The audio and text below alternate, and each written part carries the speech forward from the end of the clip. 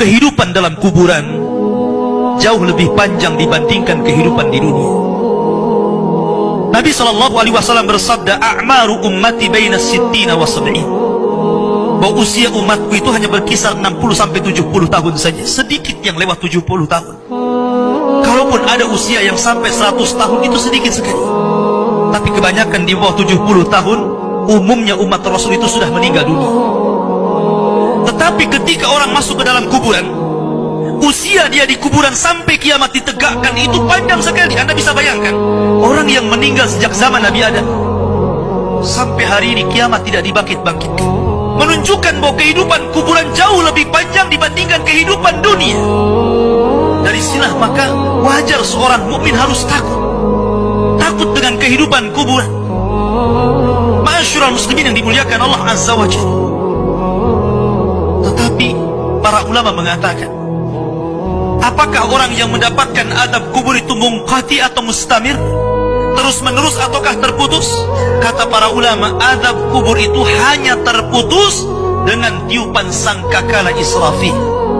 Ketika itulah Nabi SAW menceritakan bahwa Allah Subhanahu wa Ta'ala memerintahkan kepada Israfil untuk meniup sangkakala yang pertama. Disinilah adab kubur terputus. Karena ketika itu seluruh orang mati, baik orang yang ada di atas bumi atau yang ada di bawah bumi, baik kalangan jin, baik malaikat, kecuali makhluk-makhluk yang Allah kehendaki saja, semua hancur. Dan Abu Hurairah radhiyallahu anhu menceritakan kehancuran bumi setelah tiupan sangkakala itu adalah 40. Bisa 40 hari, bisa 40 bulan, bisa 40 tahun. Yang jelas Allah hancurkan bumi ini. Allah luapkan lautan ke daratan. Allah jatuhkan bintang. Allah hancurkan gunung sehingga seperti kapas yang dihempas angin. Itulah yang disebut dengan kehancuran alam atau hari kiamat.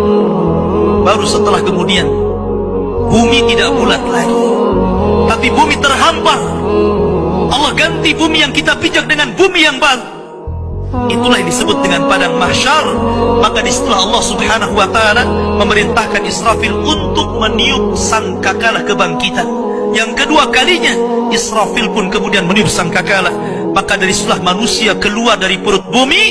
Wa akhrajatil ardu athqalaha. Allah keluarkan beban-beban beratnya. Disitulah orang-orang yang beriman, ketika mereka muncul dari kuburan, maka mereka akan berkumpul dengan keluarganya.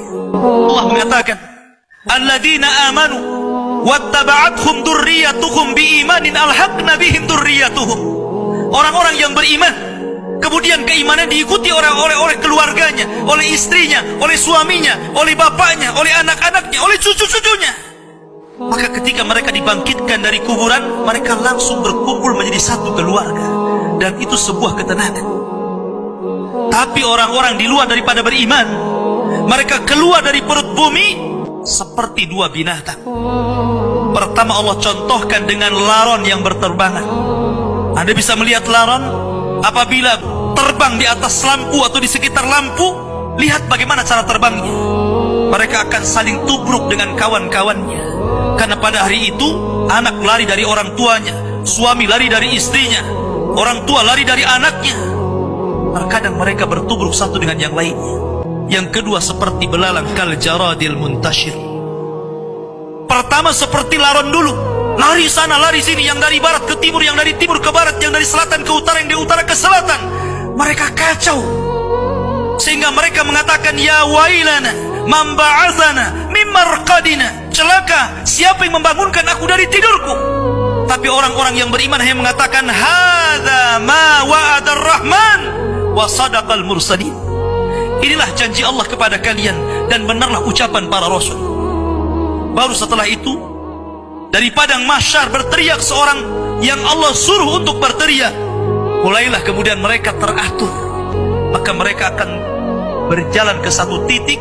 Disitulah yang disebut dengan padang mahsyar.